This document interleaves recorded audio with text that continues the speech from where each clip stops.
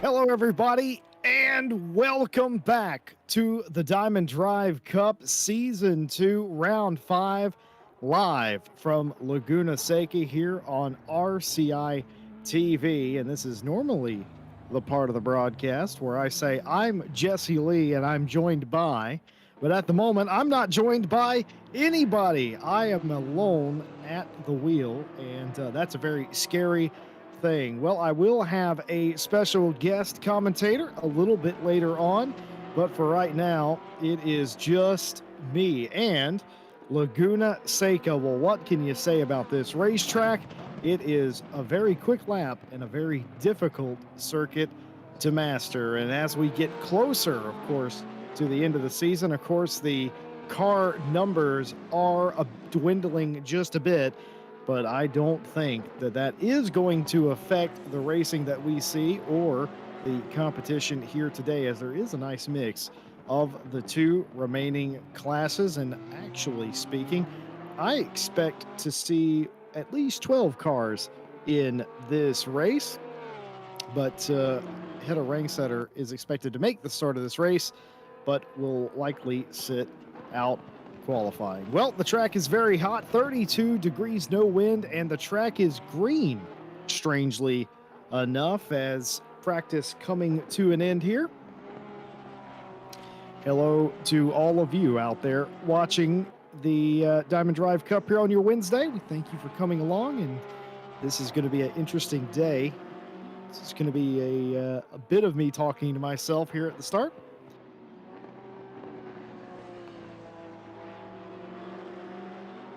Of course, there will be a 30-minute qualifying, as what you just saw there, the BMW of Brock going off. That is going to be a healthy occurrence here. This track is notorious for if you getting that hard left-hander going up the hill to the corkscrew. If you get that wrong, you will go around off into the sand or into walls. And it's not uncommon to see drivers hit both walls, the inside and the outside wall, after messing up that corner. Qualifying format unchanged, 30-minute session, 15 minutes for silver, 15 minutes for AM, split right down the middle. And then, of course, a 60-minute race with a mandatory pit stop in which you must take 1 liter of fuel, no tire change required. There will be thrill spills and chills here today. We can guarantee that. Like we said, a very difficult track to master and a very difficult track to try and race people on as well.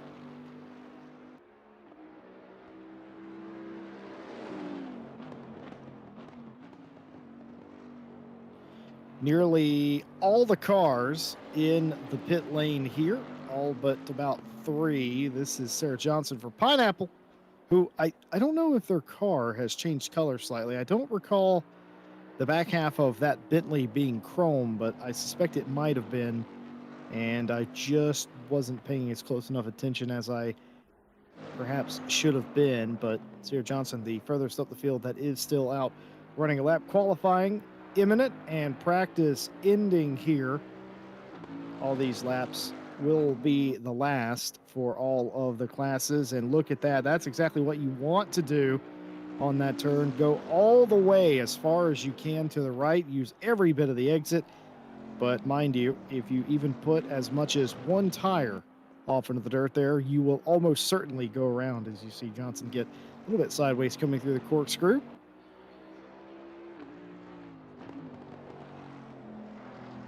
Johnson, of course, will be the final car before qualifying starts.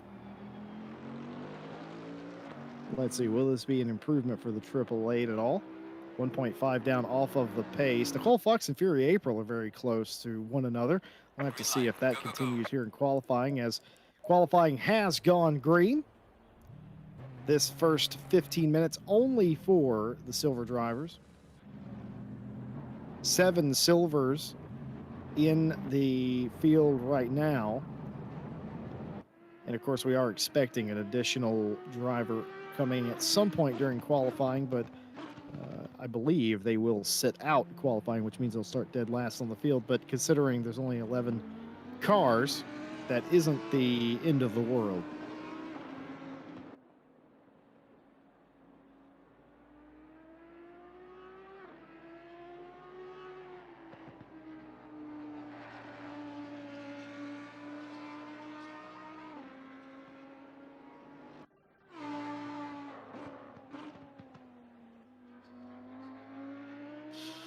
So Bilbo, that is a timing we have, or that excuse me, that is a command we have. It's on the screen in the lower right third. You had it right. Just add an S onto what you wrote there, and it should work. I'd do it for you, but I don't want to steal your thunder there. Go ahead and try that command again, and welcome along, and welcome into this very small race here at Diamond Drive. Just one more round after this in the championship. So the numbers have dwindled quite a bit as, well, it appears a lot of the teams and drivers throwing in the white flag in that respect.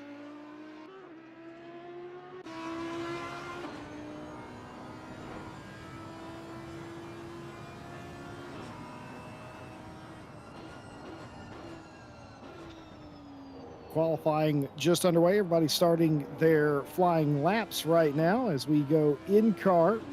Laguna Seca, of course, does have several turn names, all after famous racing drivers. Of course, the one that we just went through, that's Andretti, the Andretti hairpin down into what is technically turn one, but I call it turn two. I'm a very big fan of the elbow or dog leg on a straightaway being a corner. This is the section where you can make up and lose a lot of time. Safely navigated there. Not too much curb. Not probably the fastest you can make it around there, but nice and safe. Try to get one lap in at decent pace before you go all out. That's typically the MO. And this lap does look very safe, but it also doesn't look too slow either.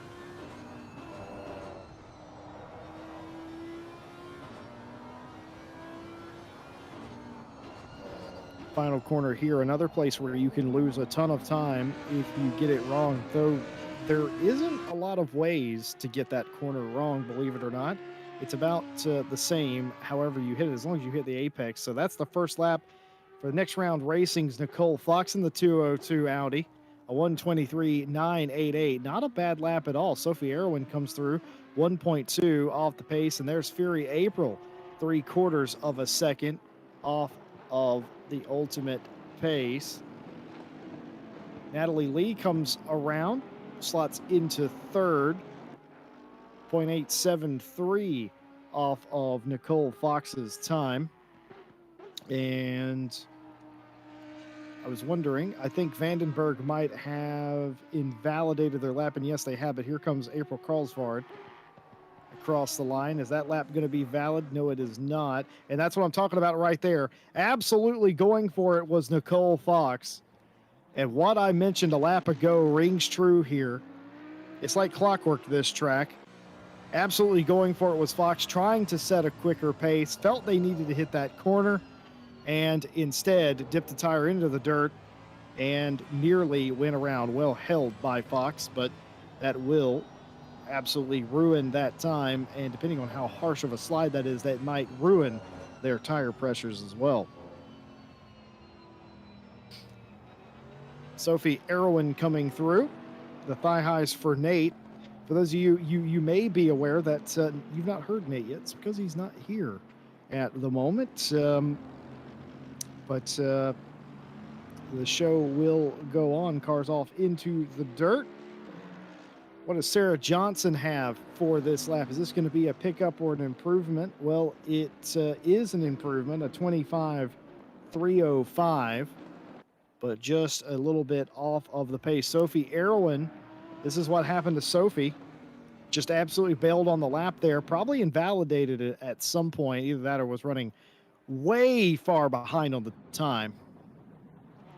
You can see Sophie rejoining now.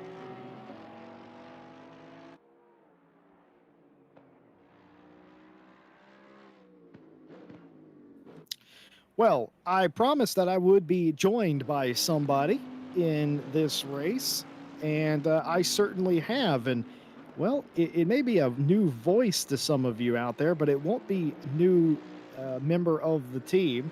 It is none other than Stewie, who is also pulling double duty today, broadcaster and commentator. Welcome in, Stewie.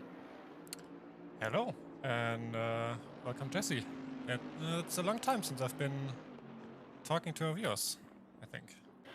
I know. Here's the thing. I hear you every week. I have literally heard you more than I've heard my girlfriend in the past couple of months. I don't know what that says about me as a person, That's but quite I concerning, I also think. listen to you.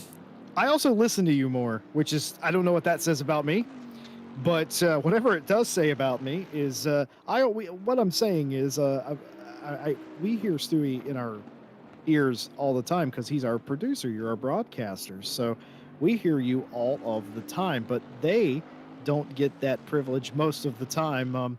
One other thing that Stewie does, and I'm going to call you out here live on stream, Ambush. You make me laugh in the middle of streams all of the time. If anyone's ever wondered why there's awkward pauses in some of the streams after somebody says something, it's likely because Stewie has said something that has caused us to lose it, much like Nicole Fox lost it into the barrier there, but not before Fox improved just 0.141 off of the overall pace. 1.5 tenths there, give or take. And of course, Vandenberg, after the first invalidated lap, went up to 23.658 as well. So that moved Fox back to second, Vandenberg up to the top. Johnson has slipped in between them, and now Fury April all the way back and forth with Natalie Lee in fifth.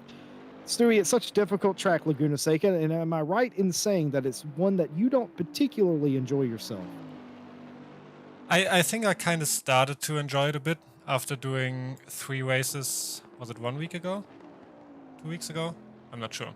But yeah, 3 races there and like learning the track from scratch the 4 days before that. I wasn't really liking it during practice, but I kind of started to like it because I'm driving the Porsche, so I was quick enough, I guess. But I wanted to mention we've seen so many resets to pit already. I think that's way more than we've seen on any other track, which could be a good indication of how difficult the track is or how easy it is to invalidate the lap, especially in turn 6. Yeah, I think you're right, Stewie. I think it's that also in the fact that it is a quick lap. And a lot of times, you'll just sort of muscle through the rest of your lap and then start another one. But the lap's so short here, if you screw it up, I mean, what do you lose? Like 30, 40 seconds most of the time by resetting. It's not the end of the world, where as most tracks, you lose upward of a minute or more. So it's that, and also it absolutely is the invalidations. I've been counting them. I think I'm up to 7 now. 7 invalidations. We only have 7 drivers in the sessions. Natalie Lee's back into the barriers. That's out of the corkscrew, in fact. Oh, you don't usually see people lose it into the cork or lose it exiting the corkscrew like that by themselves. Usually you have help, but it is a tricky corner. It just looked like the car was unsettled there a little bit. I feel like that's one of the more common cases to lose the car. It's just going a bit too far to the left over the curb, and the car just is kind of stuck on the curb with the middle, and then you accelerate and you have like only 2 out of the 4 wheels on the ground, and then you just spin it out. Well, there you have it. I'm just used to seeing people getting help when they lose it. But that's very true. Sophie Erwin was up indeed, a 23.988. Slots into third place as we have lost one of the AMs for the time being. We've actually lost 2 because we had, who was it, Ranksetter join when the qualifying started, but they have left again. I wonder if Ranksetter, now Marsh is back, and I wonder if maybe Marsh was in the wrong car or maybe Ranksetter was in the wrong car. And they had to come back in or something was amiss there. But no harm, no foul. They can freely join and leave whenever they want. There's no set. They have to be on the pit lane.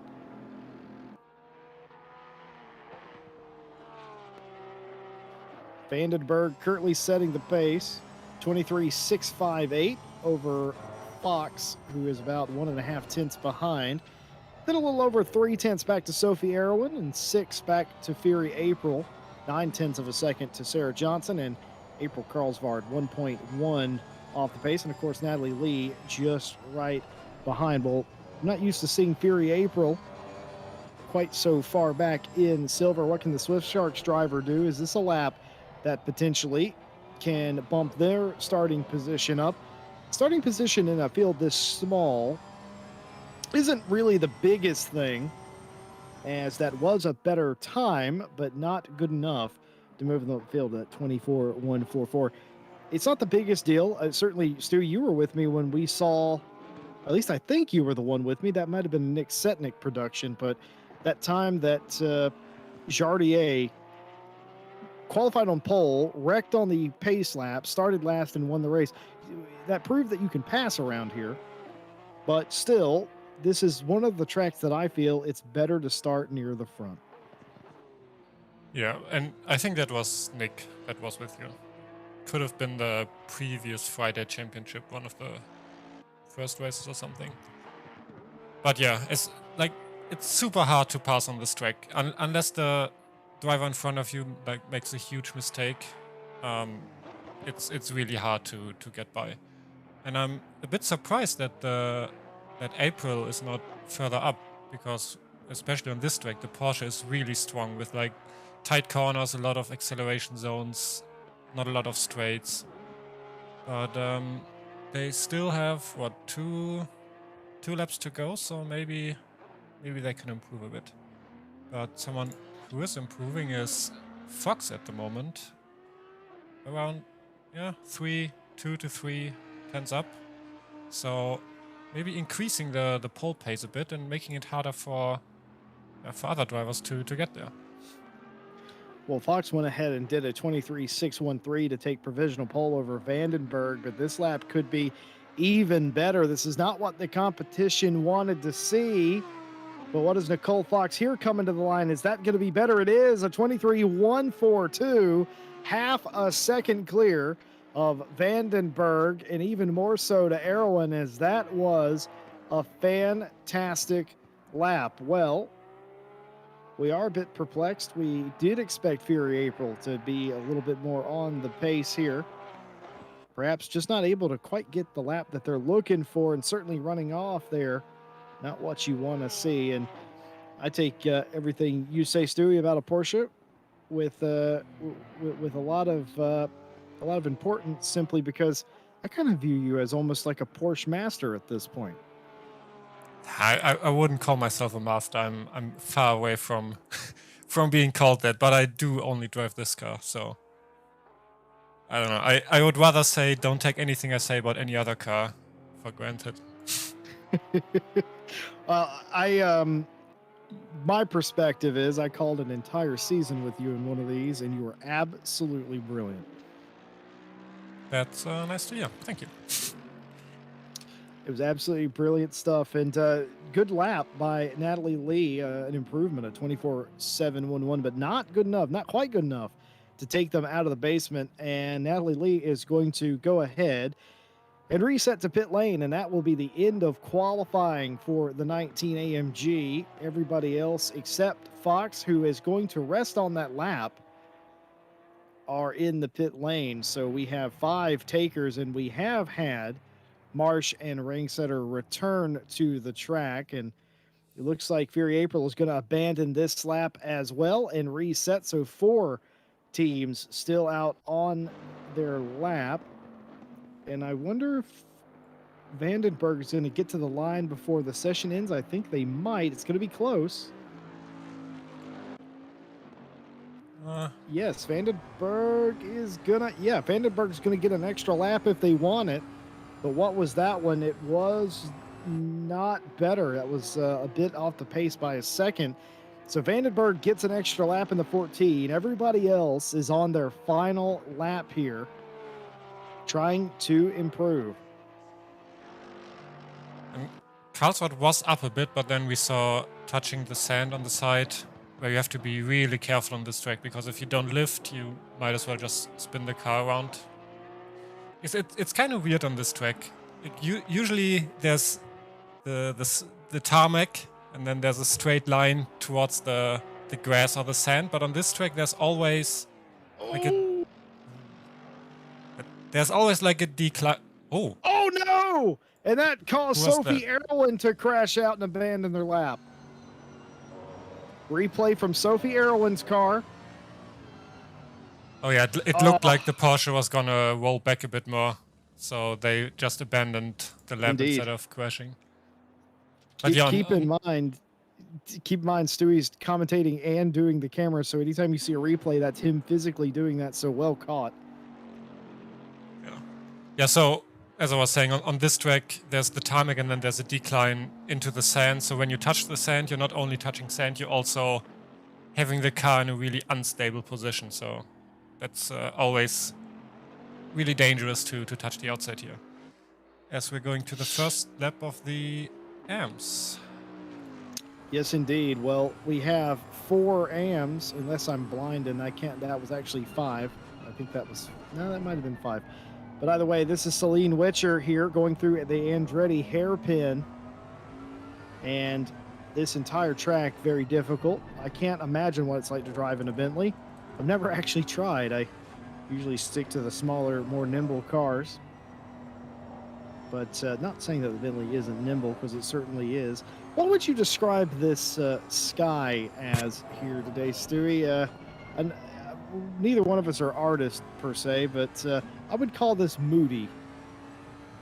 Yeah, I was gonna go with sad, but I think that's kind of the same. Yeah, you've absolutely nailed it there. It's very sad. This is what it looks like. I don't know if this is the same. Actually, I do know in Germany this is what it looks like right before a storm comes up. The white clouds in front of the dark ones. Yeah. I would expect Very this weather stormy. for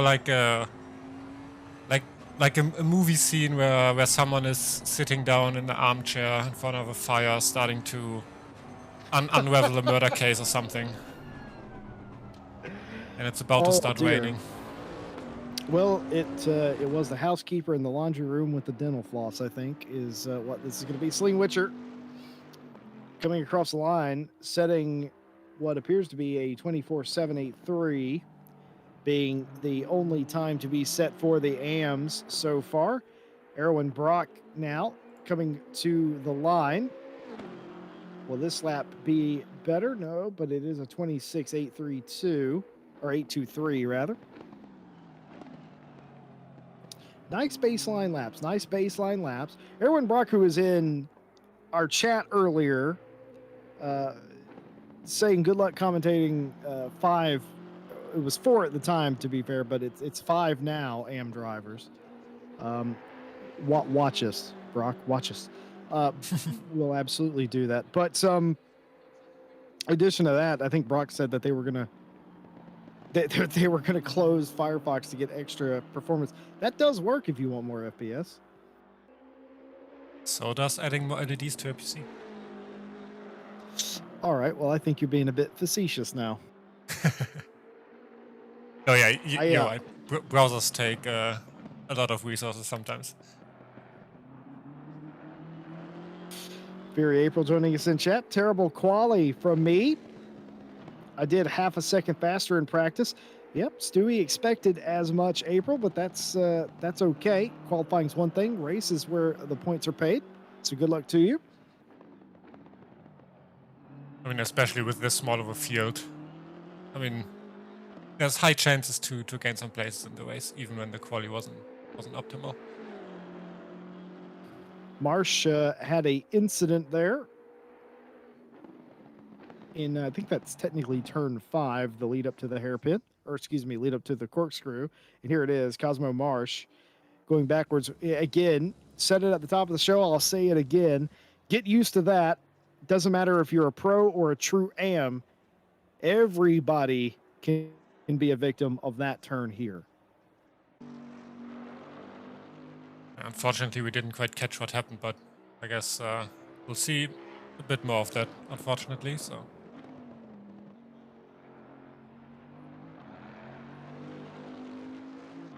And which are the only driver who's up on their time at the moment? could be enough to get Lee here. Could be. Well, it wouldn't be out of the realm of possibility. We've seen Celine Witcher do some very, very stellar laps and mix it up against the silver. And even when we had a pro field, mix it up against some of the pros. Well, there you have it. You called it and absolutely knocked it out of the park. The turn one Diamonds Bentley P5 currently with a 24.411, an absolutely blistering time. And out of Witcher, we have come to expect, well, pretty much that, really. Anything less is a bit shocking, but pretty fantastic job. Excellent qualifying and excellent racing that they have been doing the past 2 seasons here in the Diamond Drive Cup. In theory, the M drivers now have the advantage a bit because the track started at green and the grip is only getting better. So especially the faster drivers like Witcher from the M class have the potential to, have a better potential for quicker laps. Yeah, I will admit that I was surprised that it was green. Usually it's at least fast, but absolutely green the racetrack started on, and it's an excellent point as well that the track is getting faster. I don't know, we don't have a ton of cars out there, but it might go optimum at the very end here. So it is very possible that some of these AMs will mix it up. Had a rank setter set their first lap, sliding into third in class, 10th overall. Sleed Witcher goes quicker again, a 24.306, and they've decided, well, that's enough for this run. I think they can manage P3 or even P2 because they were up by 5/10, I think, just before the last corner. So if they can manage to get the last corner right, I think they can do P3 or P4, which would be amazing for them, of course. Well, here's an interesting story. Had a rank setter for the other turn one Diamonds Bentley. Well, Hedda was always going to try to be here today. Said that they were going to miss qualifying, or they expected to miss qualifying today because they were getting one of their vaccine shots today. And they were hoping that they could hurry home in time to make the starting grid. Well, Hedda, well, you've done even better than that. You have made it for qualifying and now have a chance to not start at the back, and looking good so far. So good on you. Not only doing your part to help out the worldwide situation, but also how many speeding violations do you think Hedda had on the way home here? I'm guessing a couple, because if they expected to completely miss qualifying and they made it here in the first 5 minutes of qualifying, what do you reckon? That's about 20 minutes earlier than they expected to be home. So a couple of tickets coming in the mail, perhaps, for Rank Center. Maybe they were expecting traffic and there was just no traffic on the roads. Ah, maybe. Yes, could potentially be. I prefer the reality where Hedda was speeding, though. One car hasn't actually set a valid lap yet, and that is Cosmo Marsh for the Realist Racing team. The hashtag Cosmo Girl. Oh, I get it. It's funny. See, the name's Cosmo Marsh, and anyway, very funny, but still needs to set a time. Very difficult circuit. We've seen Marsh around. And I think this might actually be the lap where they get something on the board here. Very well could be, indeed. And Robertson just improved by, I think it was 1 second. Of course, that's not enough yet to gain a position, but they are getting closer.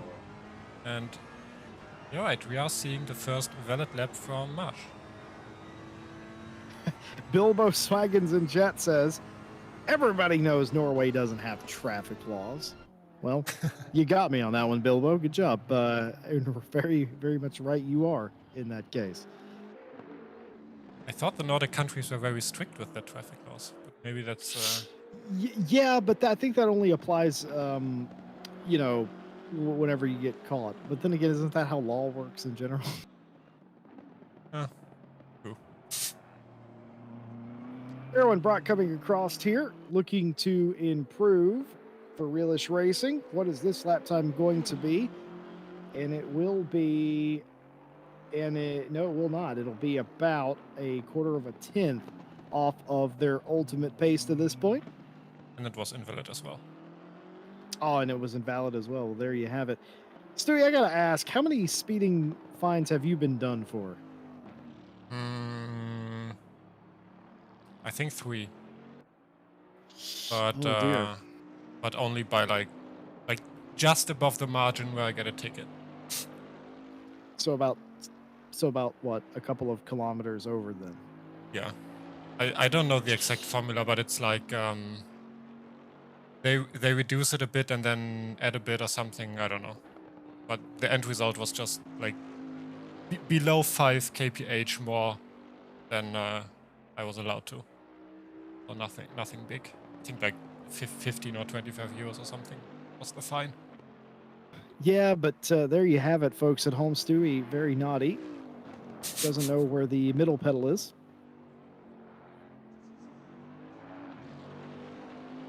We don't want to talk about my my driving record. It's there's a lot on there. Don't we? Oh, it's a lot on there. It's a whole thing. Pretty sure it's longer than some of those storybooks you read as a child.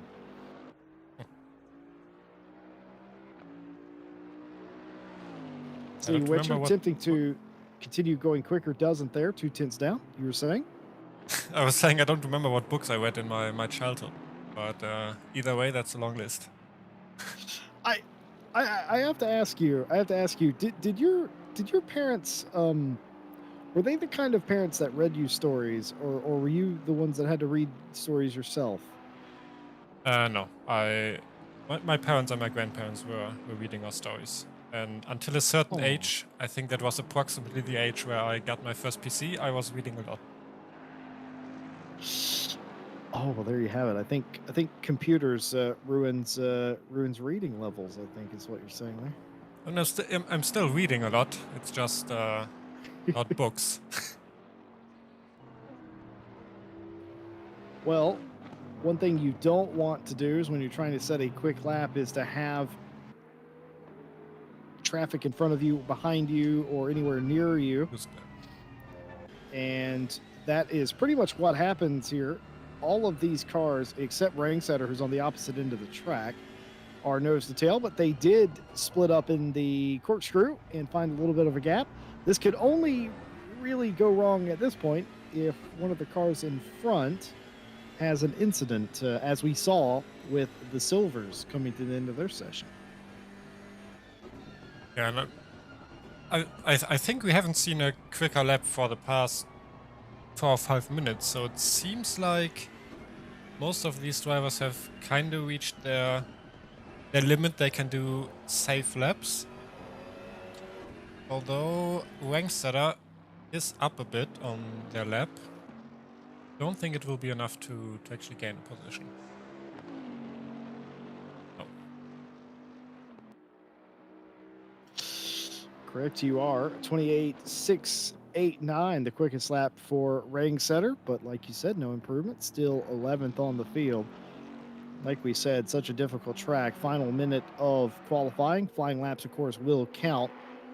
And it is now a race to gain time. At the moment, no one pressuring Celine Witcher, which is sort of a return to form for Witcher. We have seen Witcher troubled by not only their teammate Rangsetter, but a few other of the AMs at times. Today, it doesn't look like that's going to be the case, at least not from qualifying. Of course, qualifying one thing, racing quite another. Brock coming to the line for Realish Racing. What do they have in that BMW? Perhaps a little bit of a pickup. And it was indeed a 24.996. Picks them up a little bit of time, but doesn't get them any closer to Witcher. There's still the same amount of cars between them. And of course, Witcher has come across the line, finished their lap. Everybody else, well, actually, no, Robertson in the pit lane. They will take no further part. But as far as I know, the 69 and the 19 and the 818, or excuse me, the 99, the 2 and the 818 get to finish their lap, and they get another improvement for ranks that are 27,672. That is the wrong Oh direction. dear. Yeah, that confused me. I was trying to figure out if the camera was going backwards or the car was going backwards. That was absolutely confusing. Well, that will be the conclusion of qualifying, and your starting order confirmed. Well, speaking of confirming the order, here is what the championship looks like with 2 rounds to go, including today. Of course, this round 5 of 6 here at Laguna Seca. Fury April leading the points 194 over April Carlsvard 182, and just a few points behind Alice Horton with 179. Very tight. This Sarah Dove, who is not here today, will lose the 4th spot to Natalie Lee, I'm pretty sure, who's on 162. And that's your top 5. Behind them, of course, in their own fight, Vandenberg, Nicole Fox, Celine Witcher, Sarah Johnson, and Hedda Rangsetter, the top 10. And of course, this is not the pro field. This is the combined standings of all 3 classes, as fairly quickly on in this championship, they were asked if they would like a combined championship standings, and they said yes. And of course, just like Diamond Drive in general, you ask, and well, we oblige. Sophie Erwin starts the next page in 11th. Mia Swinson, Cosmo Marsh, Sierra Thomas, Charlotte Robertson, Erwin Brock, Anna Rose, Jenny Camugli, Anna Delcina, and McKeehan, the top 20. And of course, many of those drivers not here today, and the ones that are stand to gain quite a lot. And of course, here are the drivers that either haven't taken part or have abandoned the series. Afelon, Moore, Plow, and O'Brien are the final drivers on the standings. But for those drivers that are here, obviously, even if they've not had a great season, they are going to gain a ton of ground in the final standings. And, well, it may not be exactly how you want it to end up, Stewie, but, well, I'd rather have a top 10 than 16th, and I don't care how I get it. Yeah, and luckily Laguna's not a huge track, so at least they can still have some close racing, I guess. Because if we had the same amount of cars on, let's say, Spa, I think that would have been a different story. Ryan Mawson, my partner in crime for several series, he asking Nate. Some of you may have noticed, of course, Nate not here this evening. You have me, Jesse Lee, and Stewie, who is the broadcaster commentator tonight in the box. Wherever you are, Nate, we hope that you are well this evening. And, well, this is the grid, just 12 cars, but you don't need a lot of cars to have an interesting battle. And luckily for us, a lot of these cars are very close on pace, and it should make for an interesting race. And, well, even if it isn't, to be quite frank with you, the track is going to make it an interesting race, a very difficult track that is unforgiving. A lot of elevation change, undulation, cambered corners, and speed, and close confines all add up to one thing. Well, dipping a tire off into the dirt and hitting a wall. And that could be absolutely and will be absolutely devastating. And I am going to go out on a limb, Stewie, and I'm going to say, instead of predicting a winner here today, I am, oh my goodness. Hello, man. How are you? He's wondering where some of the grid is what he's wondering. He goes, wait a minute, shouldn't there still be cars? I'm wondering where he's standing. Just standing in the middle of the pit lane. Yeah, I don't think you're allowed to stand there. Yeah, he's supposed but then to again, be, all these pits are kind of temporary, made up. But I think that's kind of usual on at least on all of the American tracks that I've seen so far. Yeah, so pop-up pits. you would never have that wall exist, by the way, that pit wall. But you would never have your equipment on the pit wall side. You would have it in the garage side. So I'm not sure why that is like that. unless I'm very much mistaken, and for some reason in SRO they do have them like that. That seems a bit dangerous. What happens if a car crashes? They're going to crash up your equipment. 12 drivers waiting to be released on the parade lap.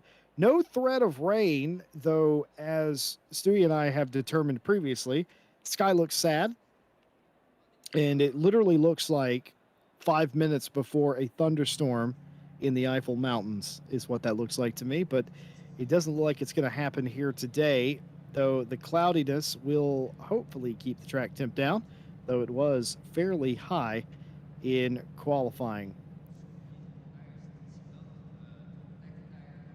And who knows? It's RCI after all, so maybe we see rain. We had a 10% chance of rain on the season opener on Monday for the European GT Championship. 10% chance of rain, Ryan Gill said, and it rained in practice, qualifying, and both races. Absolutely. What are the odds with 10% rain chance it rained in 5 different sessions? Somebody do that math. 10%? No, because it's depreciating results. Because if it's 10% for one, that change, it's like flipping a coin, right? Like, what's the percentage? You know, if you flip heads 3 times in a row, certainly the odds are it's not going to be heads a 4th time. What is it then? 10 divided by 5? Oh, 2%? 10, or is it 10 even less? divided. No, I think you're right. I think it's less than 2%. Yeah. Anyway, we're doing some math a little bit early. Let you know what the race is going to like. It's a 60-minute race, 2 different classes in the race, but they don't care about that. They're racing for overall glory. There is a class championship and an overall championship. The overall championship is the point standings that we showed you. 12 drivers in the field will mean that several of them, and I was looking at Erwin specifically in the middle of the championship standings, that will likely gain a top 10 spot after this.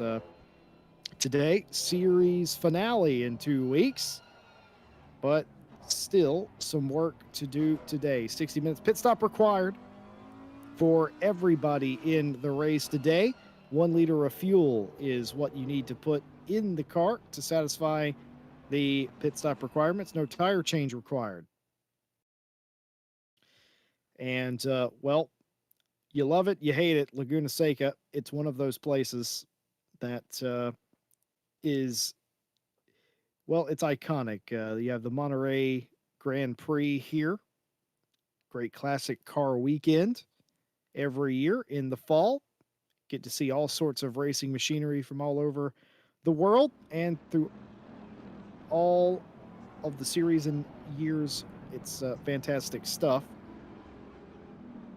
And those old people, which they're largely old people that drive those cars, they absolutely get on it. It's I remember watching that DTM Masters thing that they had years ago, where it was old DTM drivers that were in their late 50s, 60s. They were out there rubbing fenders, getting after it.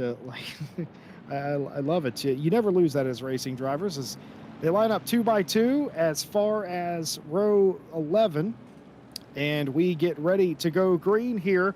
1 hour, waiting for the flag man, waiting for the lights. Front row, Nicole Fox, your pole sitter. The flag man waits to the final second, and it's an easy getaway for the 202 next round racing Audi. But meanwhile, back in the pack, look at that, 3 wide for second place. They sorted out for the time being, and everybody makes it away cleanly, and possibly one of the cleanest and most agreeable starts that you have ever seen here at Laguna Seca.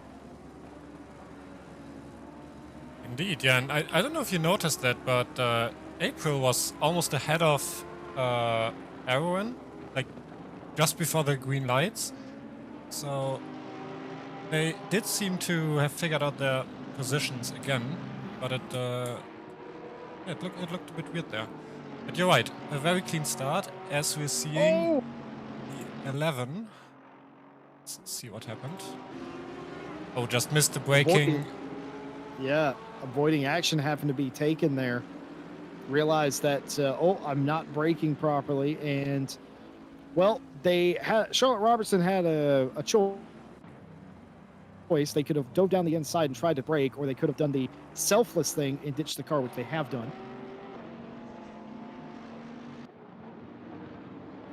Meanwhile, action here, and I think that's going to be contact between Carlsvard and Erwin there. Of course, Diamond Drive Cup not live stewarded. Stewarding occurs post-race.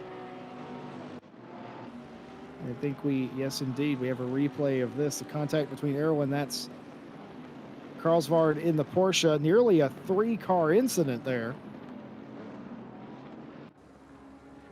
But Erwin did catch the car quite nicely. That kind of looked like on purpose to slide around the corner. Of course, there was the touch from the Porsche behind, but at least the style points were there. It's almost like they expected to be bumped there.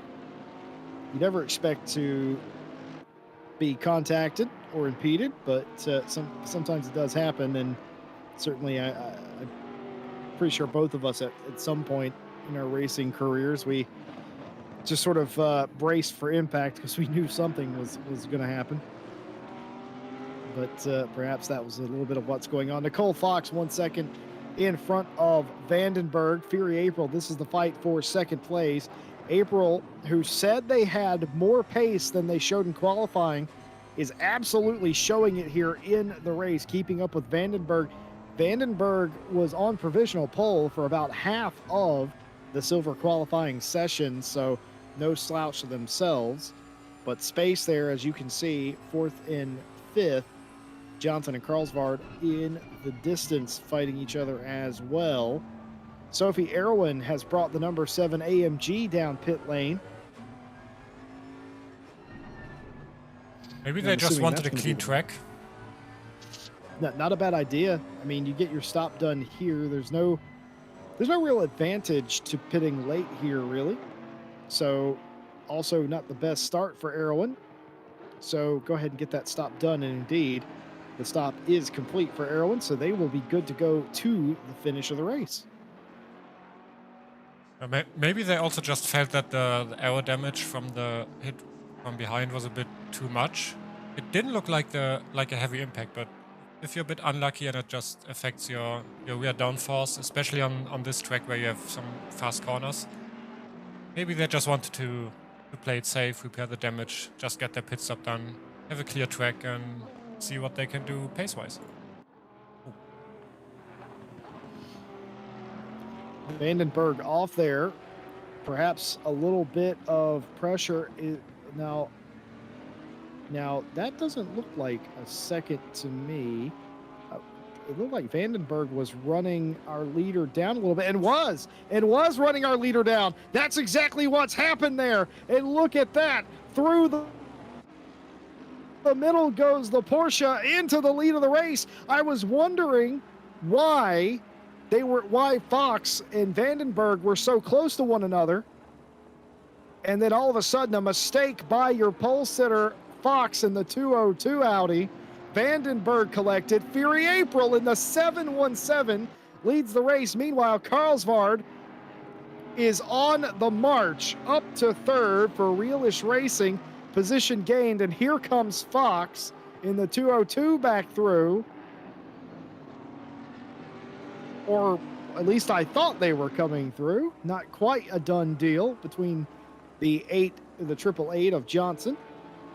And position successfully defended. I didn't expect that. I mean, Fox was doing the careful thing there, knowing that the race only started, not going too wide into turn 6. And I guess they know that they're quicker than who's in front, Johnson. So yeah, they were just going the safe route and trying again in the next lap.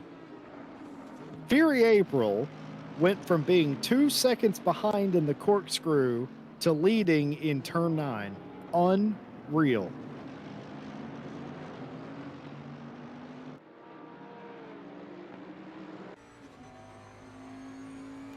Track is still fast.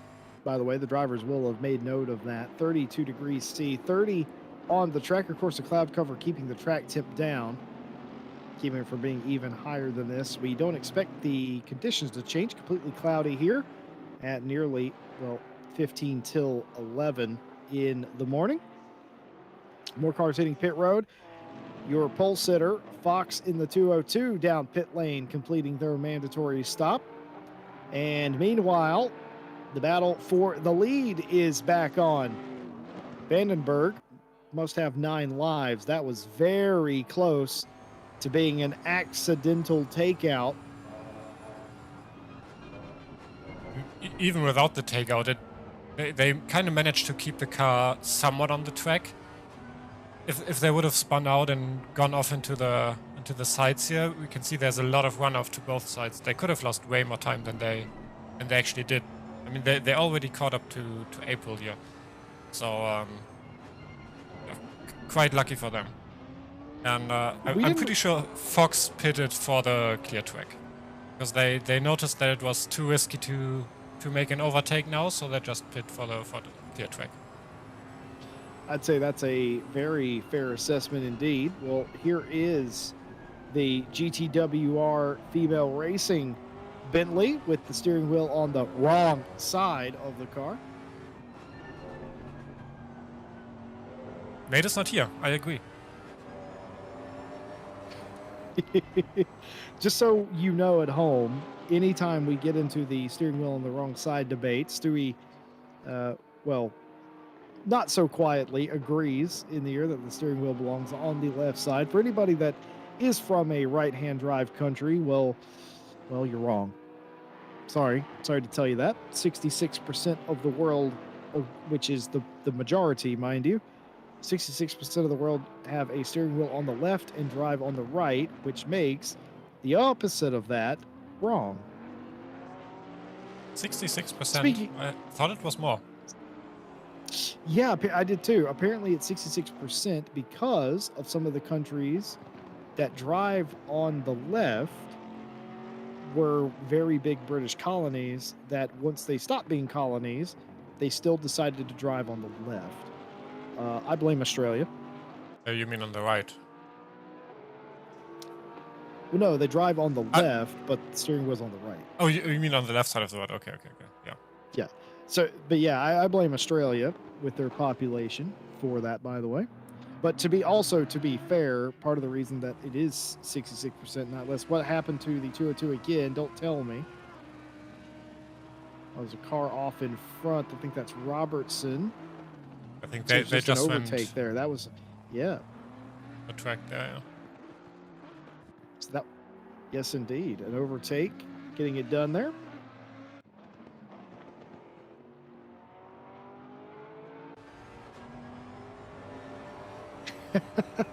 I knew that would wake up Chad. I started chatting crap about right-hand drive cars, and all of a sudden, everybody, all the British people, mega offended by that. Well, I'm sorry.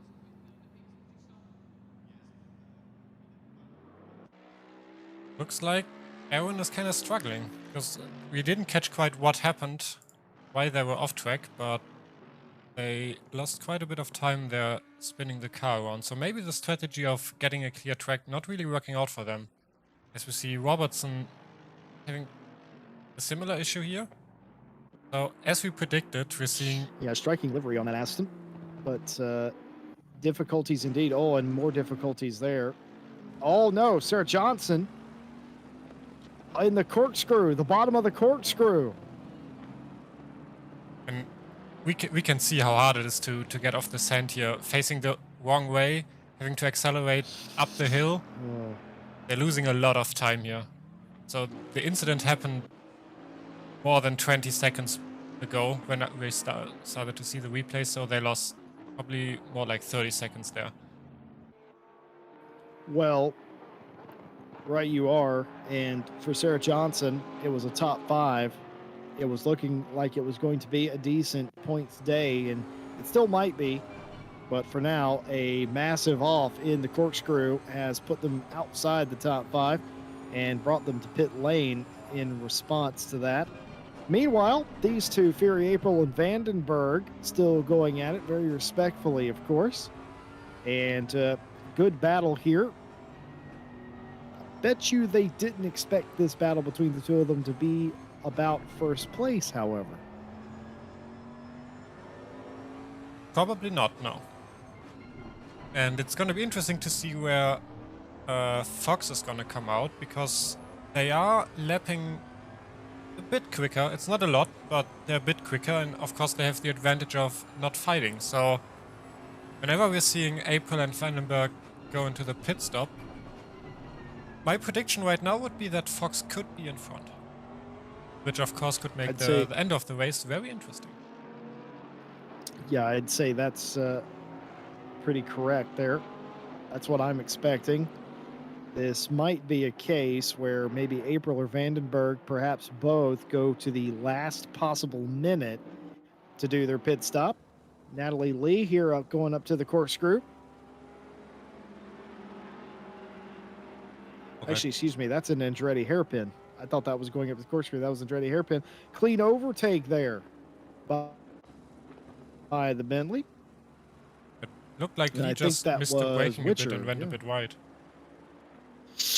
Yeah, there's some turns on here that it really, believe it or not, it doesn't matter a whole much if you miss the corner. But there are a couple, including the turn one sort of complex, the Andretti hairpin, where if you miss it by a foot or about half a meter, you lose a second or more.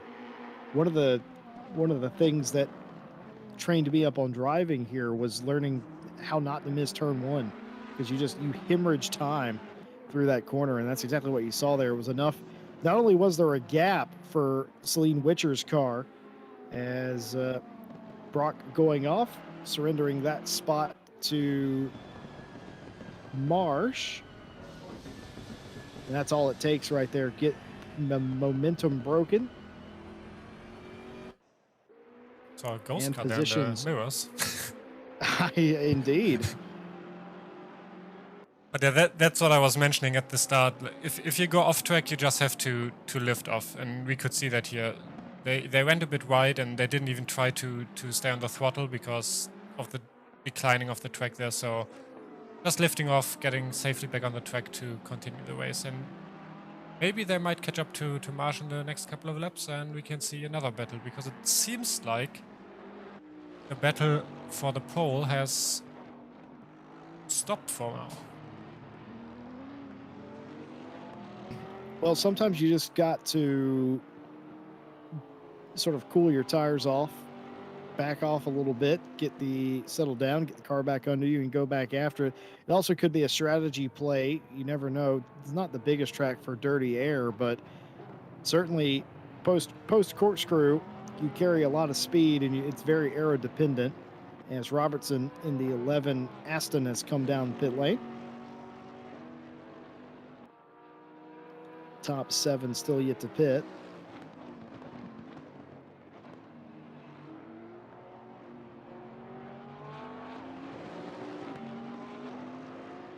So currently, we feel like, even with the spin, that Fox still might be in the best position, running all by themselves. Coming through the final corner right now is Fox. They're the leader of the cars that have pitted so far. And you heard Stewie tell you earlier that Fox is the quickest car on the track. I can confirm that. That is not a fluke. So I did the maths, right? Or rather, I didn't really math. I just looked at the pit stop, and Fox's pit stop was 40 seconds, and April was 40 seconds ahead when Fox crossed the line. So prediction could be accurate.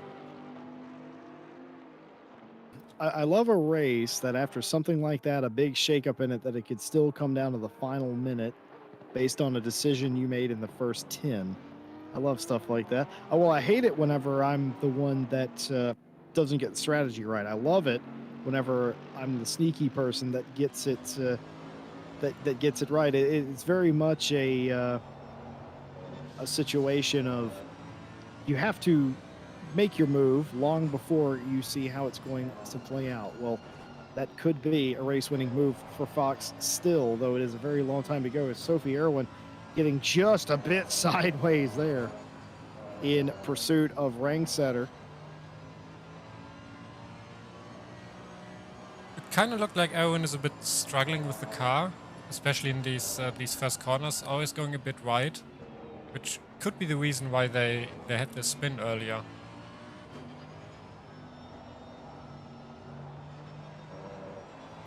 Yeah, it definitely looks a bit unsettled, like it's on edge.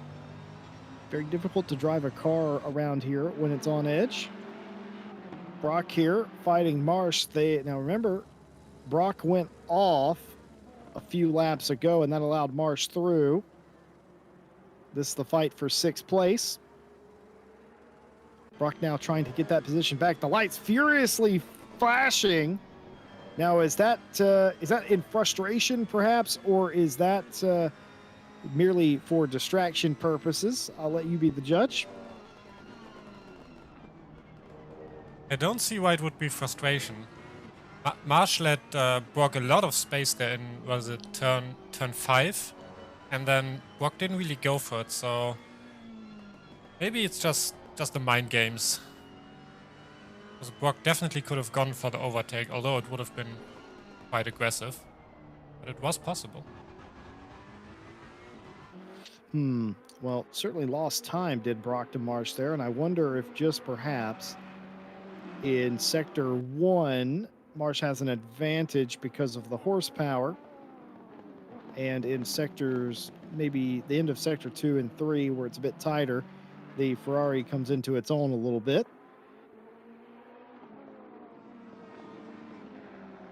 Or perhaps Marsh just picked up the pace there a little bit, as all of a sudden now, a little comfortable lead appears for the number 2, Realish Racing number 2 of Marsh. But oh no, now it disappears again there. Reset the square one. I think their pace is actually quite equal, and Marsh just made a mistake in the lap before, and there we see the flashing of the lights again. Maybe Brock is just doing it every lap before turn 6 to confuse Marsh here and make them look in their rear mirror and miss the corner or something. Oh! Completely sideways was Cosmo Marsh. Well, completely sideways, but holding the position, and I think it is mind games. I love the mind games myself. The easiest way to beat your opponent, Stewie, is to live in their head rent-free.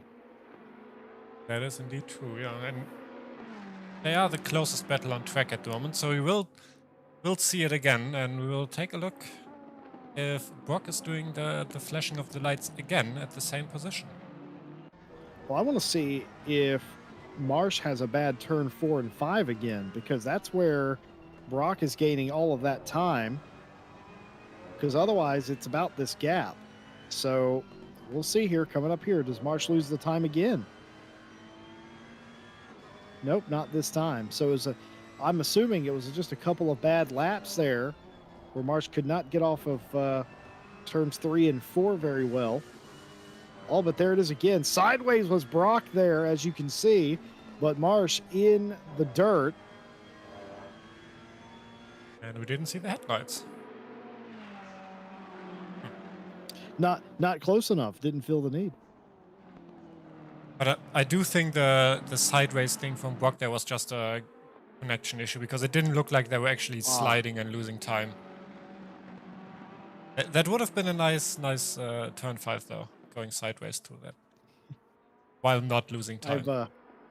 I've certainly went sideways through there, but I was definitely losing time. This battle here continuing. This is the battle for the lead. The 717 and the 14. April versus Vandenberg. When this originally started, this was for 2nd place. Vandenberg was 2nd. April was 3rd.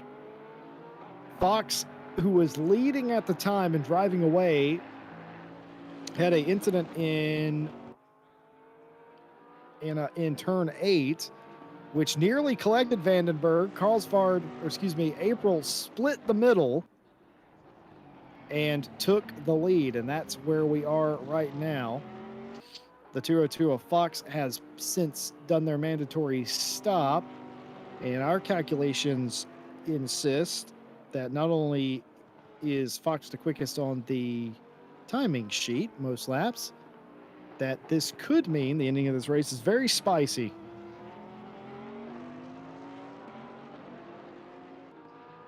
The question is, does April realize this and maybe try to hit a bit earlier to have a chance to keep the track position and defend against Fox? Because obviously, the later April is going into the pits, the chance that Fox is ahead just grows bigger when Fox's pace is quicker, which it is at the moment at least. But, Well, that's a very good question, and the answer to that is if April wants to know what Fox is doing, they can. Natalie Lee, the first of the top runners to come in, pits out of the 5th place position near the halfway point, and Sophie Erwin around again. Oh dear, the run up to the hairpin. Oh, looks like they lost it nearly coming into the corner, Stewie. yeah, it looked like they clipped the side of the curb a bit too much on the entry and then just lost the rear, clipped the inside curb, and well, as soon as you touch the inside curb, you're essentially just a passenger in the car flying off the track. Yeah, that's a lonely feeling. You have literally no control of the car, and you are trying to save it, mind you, but you have no control over the car. Well, that car that did spin, that, of course, Erwin is right in front of our leaders now. But back to your point, I think that's correct. I think what you're talking about there is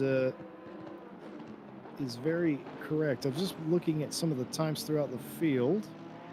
Oh, nearly getting into them in turn 1. Now, this battle here continuing, Marsh and Brock. It looks like Brock is going to have Marsh here. An excellent move down the inside. I think that was Marsh getting a bit loose there in the corkscrew, going wide onto the inside, and then just not having the line to defend here. It was a good save. It's a very good save by Marsh, as Marsh has taken that as a sign that they need to come in and do their pit stop.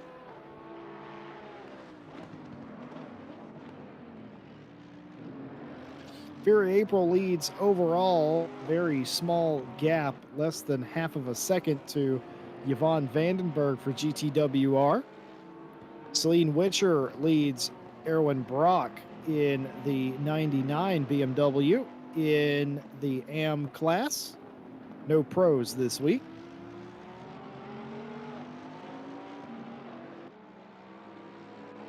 You know what's interesting? I was just looking at the pit stop times, and I don't think we had anyone with actual damage on impact, or did we? Because we have Fox with a 40-second pit stop, and then Johnson and Robertson have 53 seconds, and Marsh even has 1 minute and 3, so I think Marsh changed the tires. And I'm not sure what Johnson and Robertson did. I don't think 53 seconds is long enough for a tire change. Maybe they didn't fuel enough, or just had a very bad pit entry and exit, or just missed the pits. Could have been that they were running low fuel in that Ferrari, trying to gain an advantage and had to add more than the 1 liter as a possibility. Because I think you're right. I don't think 50, what'd you say, 52, 53? I don't think that's long enough to take tires around here. Yeah, the tire stop seems to be the 1 minute and 3.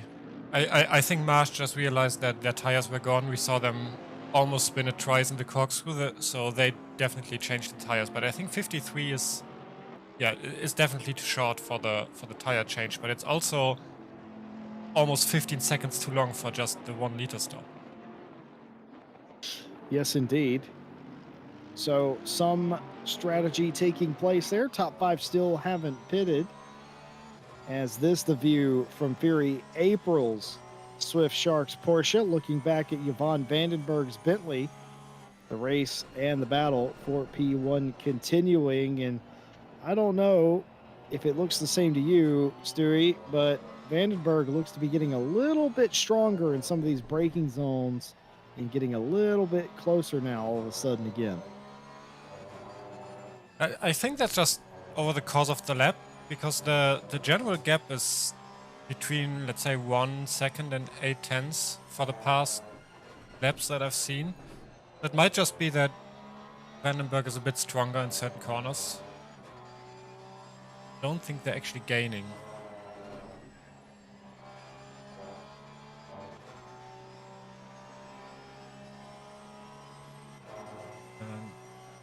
Another car off the track here. Sophie Erwin Erwin again here. Yeah, this was in front of the leaders.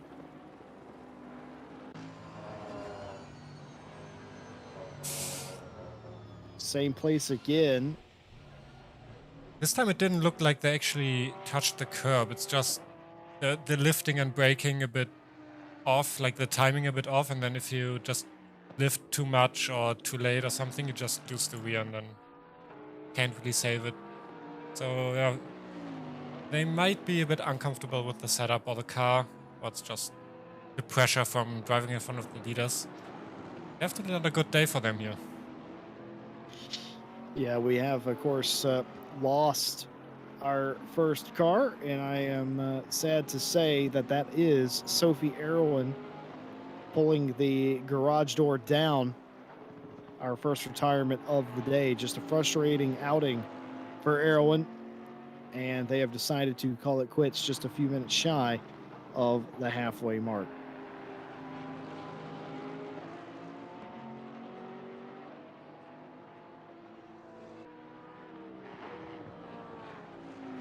Speaking of halfway, I'd like to remind all of you out there that if you are enjoying today's broadcast, if you enjoy GT racing and would like to see more of it, well, RCI TV has you covered. We have racing pretty much every day of the week now, as all of our championships have started up, as Charlotte Robertson straight lines the chicane and holds up the leaders ever so slightly. No contact, but a little bit of a moving chicane there. But no harm, no foul. But if you do enjoy GT racing, why not like, subscribe, and hit the bell? Of course, we will be back with you tomorrow for the Thursday GT4 Championship. And of course, the Friday GT World Championship continues. And of course, on Saturday, the finale of the GT Endurance World Championship, the 10-hour of Suzuka. We'll all be there. Stewie, you'll be there. I'll be there. Nate will be there, I think. Oh, what was that? That looked like quite the drift from Robertson here. I don't know if you caught that in the corner of the cam, but... I saw dirt, but I didn't see the car. Oh, yes. Oh no. Well, it's not been Charlotte Robertson's day. But yes, you're right. I will be there on Saturday. I will be broadcasting 4 hours somewhere in the middle, and I'll be racing, I think, the first and the last stint. Yeah, Stewie does it all here at RCI legitimately. As Yvonne Vandenberg has decided to come into the pit lane. What do you think about that strategy, Stewie? Well, I think that's great, because now we're going to see where Fox is going to come out. And it actually looks like... Well, I don't know. It's going to be close. It's a hard track to read, isn't it, really? Because you see them exiting turn 5, and you go, well, there's no way that Nicole Fox for next round racing is going to get around. But you have to remember it's a 1:23 around here. But I don't think, it's not even going to be close.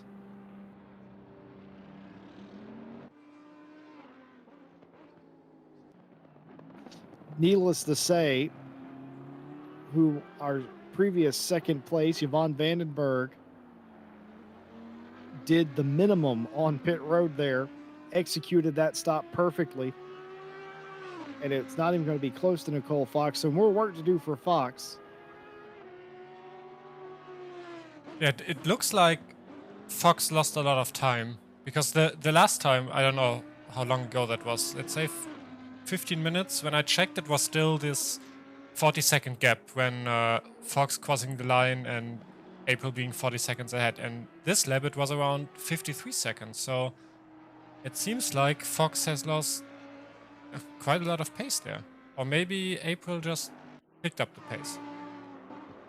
The gap I definitely think a bit bigger now. I think your first assumption's correct. And by the way, this has triggered a response from Fury April, the Swift Sharks Porsche in pit lane, getting service now.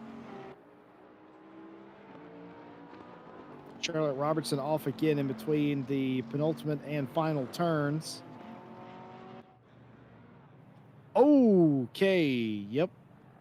It looks like they just touched the left side of the track, the sand, and just lost the car and slid to the right. And Right, you are. Swift Sharks coming out of pit lane. Celine Witcher leading this race overall right now. Still has to make that pit stop, of course. And it was an excellent stop for Fury April, who is well out in front of Yvonne Vandenberg. Vandenberg gets by Carlsvard, of course. And order is restored, and a gap finally for Fury April, who took the lead 10 minutes into this race and has had Vandenberg breathing down their neck for the subsequent 25 minutes or so.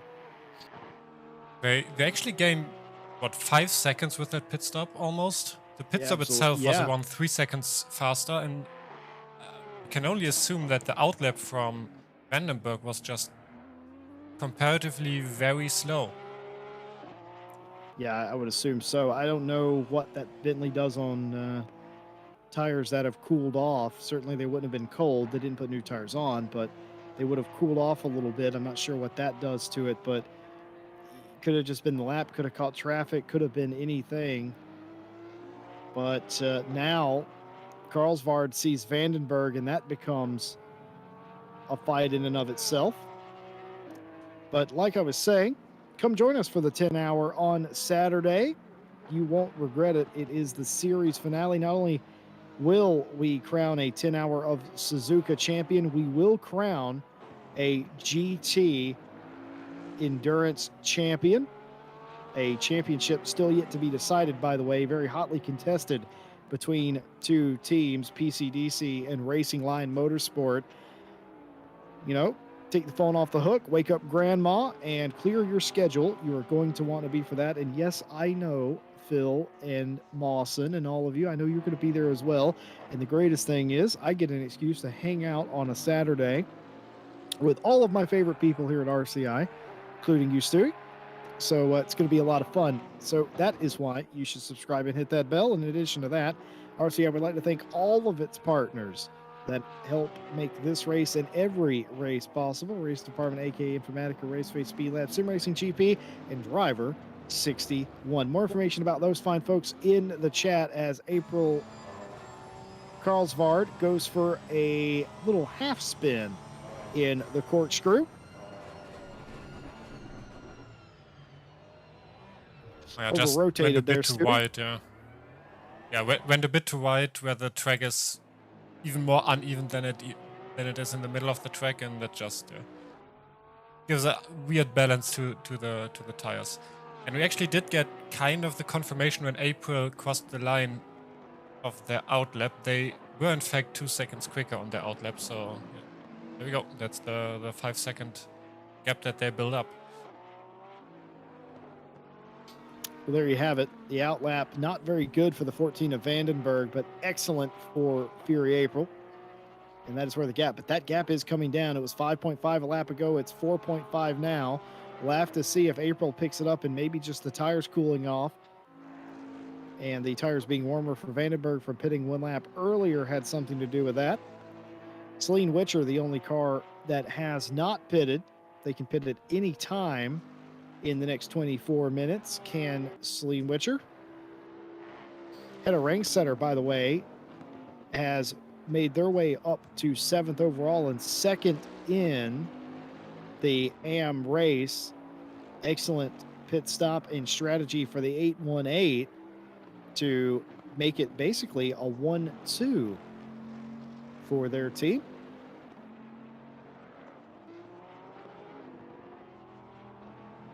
And of course, Philip Roberts reminds us, of course, Triple R taking part in the Pro One-Off event.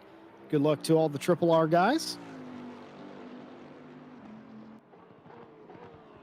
So much racing, so much to keep up with.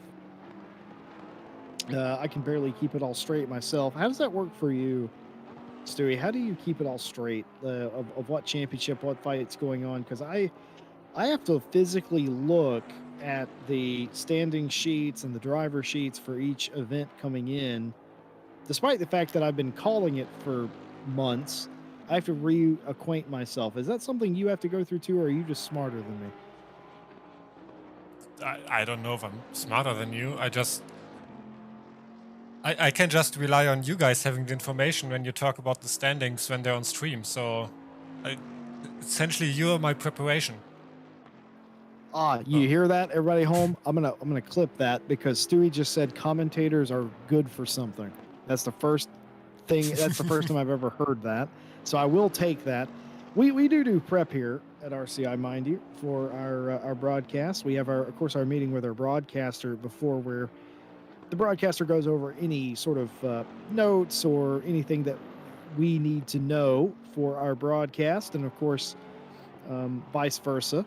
And there's always a little summary of what's been going on in a championship or what's happened over the week and, who's dating who, essentially, before the race. So we do try to do our homework. Hedda Ringsetter, though, was just bragging on how good of a job Hedda had done. And this happens here. Oh, almost had it overcorrected. Oh, that's so difficult, and loses it in between 2 and 3. At least they could have slowed down enough to most likely not have a lot of damage. And we're seeing another car off here. Oh, completely stopped as Cosmo Marsh. Was this a... Oh, yes, on the curb, right in front of the leader. How many more times is Fury April going to have a car get sideways in front of them? I don't know. Excellent driving on all accounts, and Cosmo Marsh escapes any sort of damage and continues going, and so does what will be our leader of the race, Fury April. When it comes to that, of course, Celine Witcher is actually leading. Incredible stuff. Fury April is going to win this race, okay, and probably think that they've used up all of their luck, if that is what is to come. Probably, yeah. And I mean, I've said it earlier, but it looks like Marsh is somehow really struggling with the tires. We could see it here again. The Ferrari, yeah, seems to be a little bit lacking the grip here. The almost spins in the corkscrew, the braking's taking a bit longer.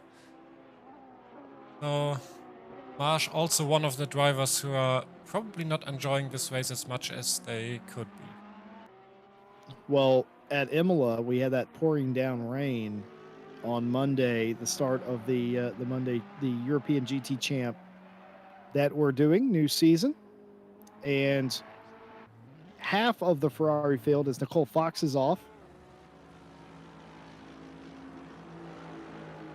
Okay, looking completely fine and normal here. Oh, just put a tire too far, trying to get everything you can into 2 and put a tire off, and that is never going to work out in your favor. What I was going to say was on the Monday championship that we're doing, half the Ferraris had a setup that worked really well in the wet. The other half were doing the exact same thing that Marsh's Ferrari is doing, where it looks like it's just not in the track. It's uncomfortable to drive, and it's way too loose. And I found that interesting because we had, was it 2 or 3 Ferraris in the top 5? And then 2 or 3 at the back, which was strange. And it became apparent as the race went on why they were, what was going on. They were having handling issues. And I stopped short of saying that's a Ferrari issue with the setup, but it certainly is starting to form a pattern.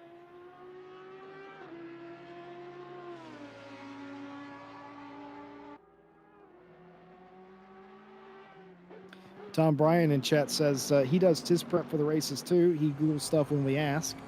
I do appreciate that, Tom Bryant. And also, Jim's earlier, way earlier, nearly 40 minutes ago, did answer our question.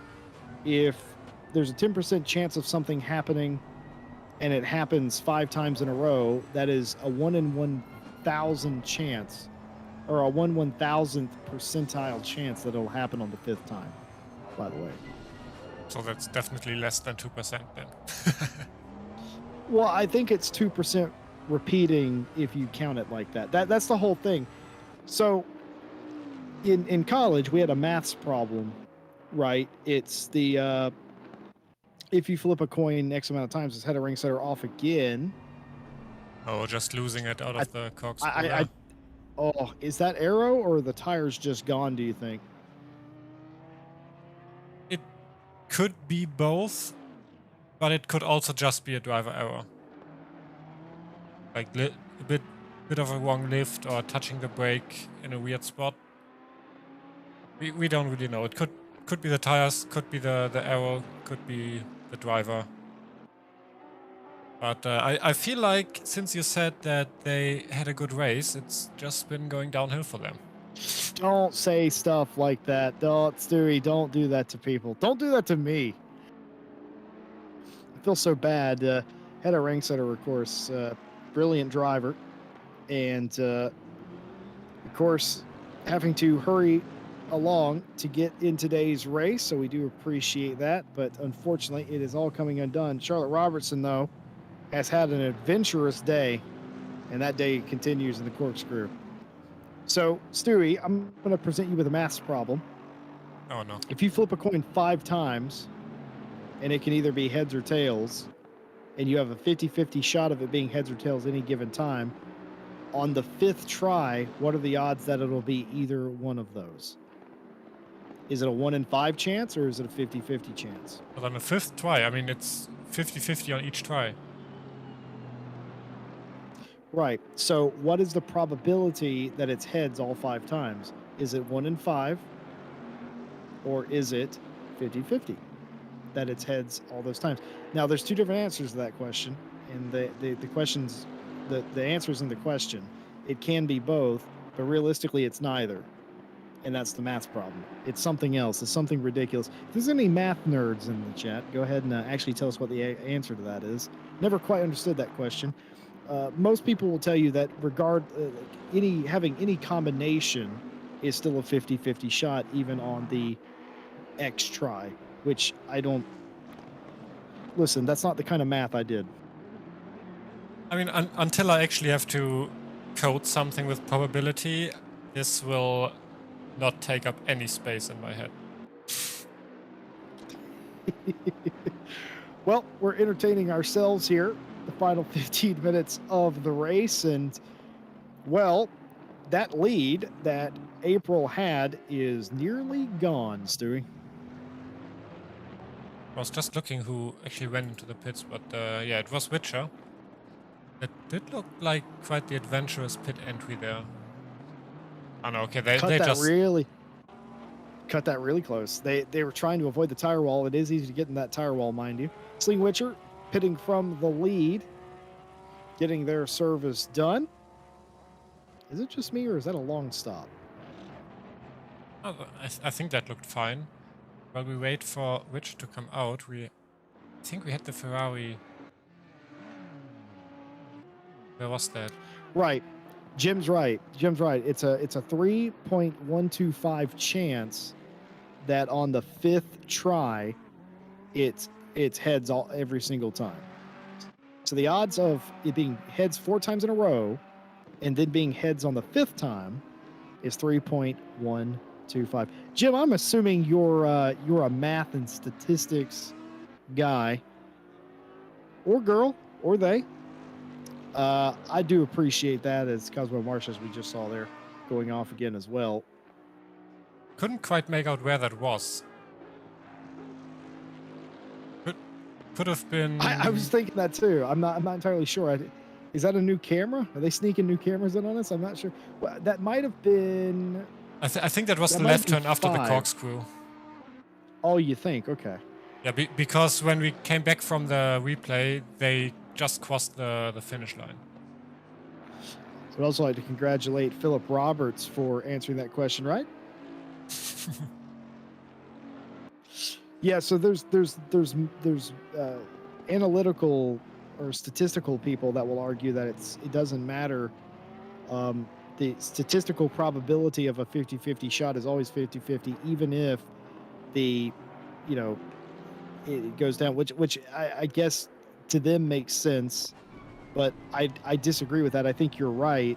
I think it is a 1 in 32 chance, as both of you stated, in different language. But there are people that argue that regardless it is 50-50. Anyway, moving off of that side tangent. I do apologize for this, Stewie. I know I'd like to lie to you and tell you I'm not normally like this, but you work with me every week, so you know I'm like this. I was about to say, it's not like There's no use in I'm not listening lying. the other times. But in case you haven't noticed, Vandenberg has caught up to April again, and Yeah, we're rather close. I'm gonna reckon it's gonna be 7/10 at the line, and my rationale for thinking that, well, it's because the last 5 laps, Vandenberg has caught April at about a second a lap, and it actually might be a little closer than that. It might be about half a second. But it was 1.7 the last time by, and now it's 1.6. So there you go. It's about a second a lap, and that lead is gone. So that tells me a couple of things. Vandenberg has had the pace over April this entire time and was merely pacing April, and that this last 12 minutes is going to get very interesting.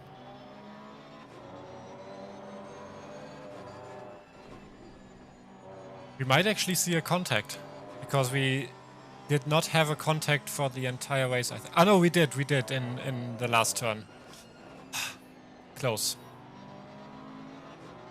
But this could have been the race where Nate loses his thigh-high bet. Well, no, it's not on the thigh-high bet right now. That's why I said this could have been the race. Oh yes, sorry. I sometimes I don't hear English very well, and that's my fault. I was raised in a place where we don't speak English.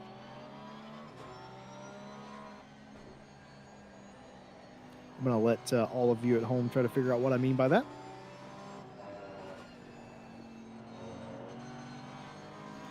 Well, the gap for the lead, it was 5.7 seconds. A brilliant pit stop by Fury April and a slow one by Yvonne Vandenberg broke up this fight for the past 20 minutes. But I can tell you something, 11 minutes to play and about, I'd say 6 laps to go. Actually, probably a bit less than that, probably about 5. It is absolutely on for the win. The top 2 in the silver class racing for the overall victory here today. And it is going to likely be a very fun show. Very well driven by these 2 drivers. And sad to say that Nicole Fox has never really recovered from that spin and then the early pit. Down in 5th place, 4th overall. April Karlsvart's had a very quiet race in 3rd place. Well, quiet after that one slight incident, and Sarah Johnson here getting by the BMW. Didn't we see Brock behind Johnson 1 or 2 laps ago? I think we did. I think I haven't noticed that since the pit stop, so I don't know if that happened then. I'm pretty sure we were watching the Johnson BMW. We were watching the BMW going into turn 6 from the splitter cam a few laps ago, and like braking a bit earlier. So they must have had another overtake in between those moments. It seems like Johnson has recovered then and taken the place back. There you have it, Sarah Johnson getting back in front of Brock. Now, that doesn't really mean anything for the AM points. Of course, Brock's still hanging on to 2nd in AM, but of course, there's also the overall points championship to think about. Some might even consider that the big prize.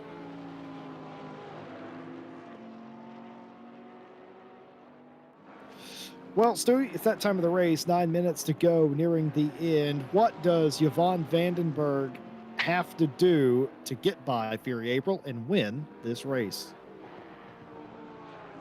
I think just keep the pressure up, because we can see that in the middle sector they're pretty close behind them, especially here. So maybe pressure April into making a mistake. Maybe even when taking a back marker, because the pace seems to be there. If you're catching up like 5 seconds within, what was that, 15 minutes, you definitely have the pace. You just have to put the pressure on the guy, the driver ahead, and force the mistake. And it looked like we already had a small mistake here from April, braking a bit too late, going a bit wider, and hence losing the small gap they got themselves with this back marker.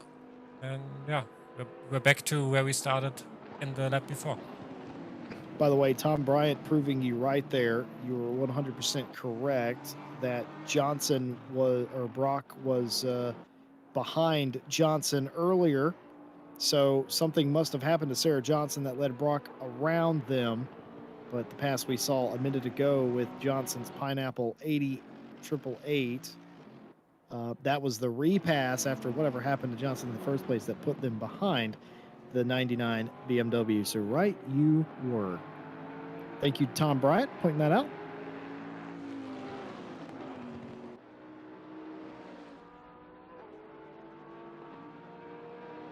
Oh.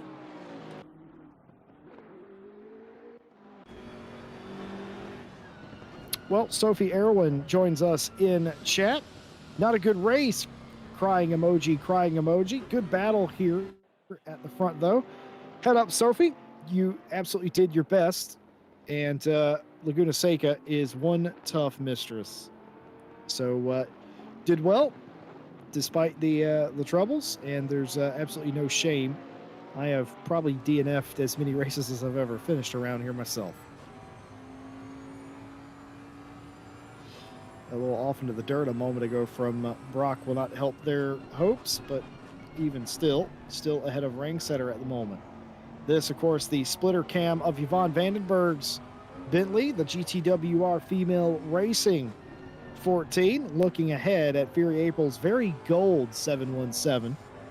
This, the battle for the lead and for the overall win. Time ticking down. Vandenberg, I wouldn't imagine Vandenberg's going to be happy with second. I would assume they would want to win this race, but they have to stay close. The lights flashing, that's what the discoloration in the tarmac is, as almost going off the road was April there, and every mistake you make from here on out gets magnified. Oh, you can see Vandenberg really trying to push it here, braking super late and almost missing the corkscrew.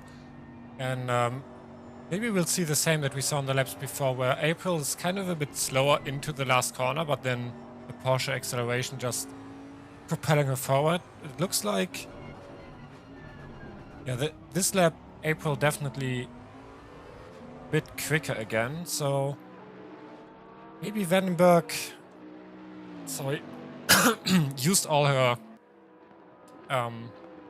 pace up already, and the tires are maybe too degraded now to keep up with April.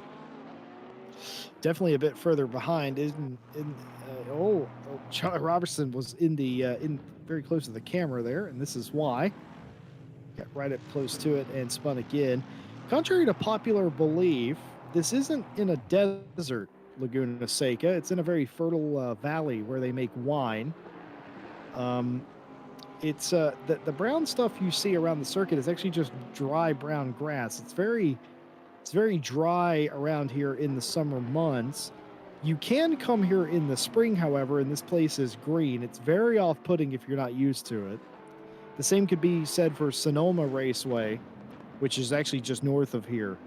Also kind of that in the, of course, the Napa Valley. And it looks very much like this, except in the spring. The rainy months here are the spring, and this place does bloom. And, of course, in the summer when it's dry and it's hot, 100 degrees here, it dries out, turns brown. So it's not actually sand, no desert, Obviously, a ton of trees around here. It's just sort of the climate. It makes it look like that.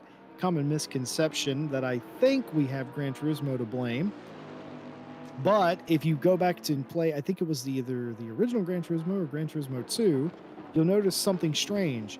Both Laguna Seca and Sonoma Raceway, which was then called Infineon Raceway, the track is green. That's not a programming error. That's because when they came here in the spring in 1998 to take reference photos, it had just rained the weekend before. Fun fact. I don't know if I thought it was in the desert, but I definitely thought it was sand. Judging by how difficult it is to move around in it. It's apparently just like loose, dry, arid soil. Yeah, I think actually, obviously there are sand pits or gravel traps. Obviously, the gray being the gravel traps. But about 2 laps to go this time by. Closing back down the gap is Vandenberg. We're going to have to shake a leg here. Can't afford to lose any more time. Can you imagine Fury April winning this race? It's going to feel like it's their birthday. Can you believe that? Running third in the corkscrew, ended up leading by turn 8 even. And ever since then has been in the literal and proverbial driver's seat. Excellent stuff here. But Vandenberg can still play spoiler. 2 to go. But I don't think at this point that Vandenberg is going for a move. Because they've been close for almost the entire race. And they didn't really seem like they really wanted that P1. Like wanting as in trying to go for some aggressive overtakes. And I think when there's 2 minutes left and you feel like, well, I haven't really done a move so far. I don't really want to start fighting now and maybe risk crashing. Yeah, I think Vandenberg is just gonna settle with a safe P2 and not try anything crazy. Well, Fury April still has to make it the final couple of corners. Oh, really close down here in the corkscrew now.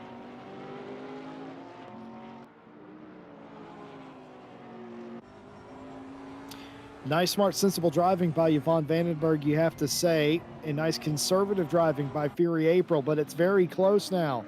Very close all of a sudden. Carlsford actually lost the position to Witcher here. They must have gone off track. Right, you are. Oh, and here it is. Yeah, you're absolutely right. Oh, just a little tap on the wall. Won't be too much damage, but there it is. Celine Witcher through. 3rd place for Celine Witcher.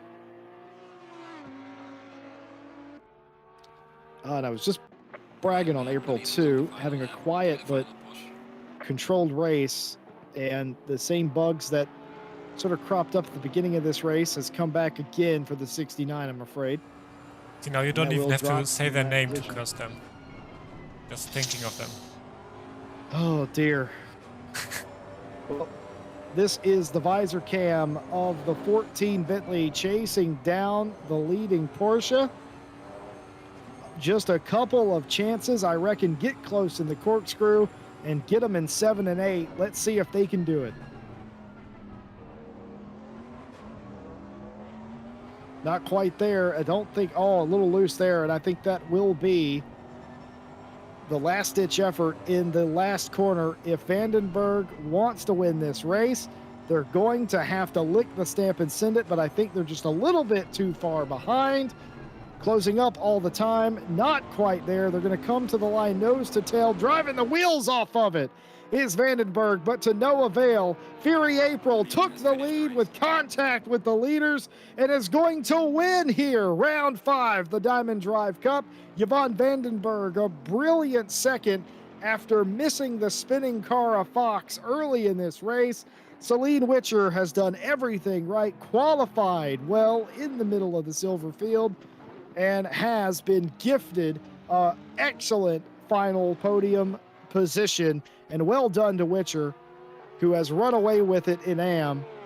April Karlsvard had a race that, well, I'm pretty sure April might not want to remember too much, giving away that podium position, but still an excellent recovery for the finish. And speaking of races you want to forget, our pole sitter in the 202, Fox. Oh boy, it's going to be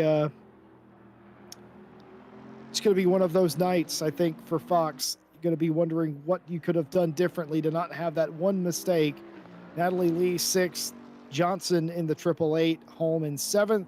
Second place to Brock in AM, 8th overall. Rangsetter, 3rd in AM, 9th overall.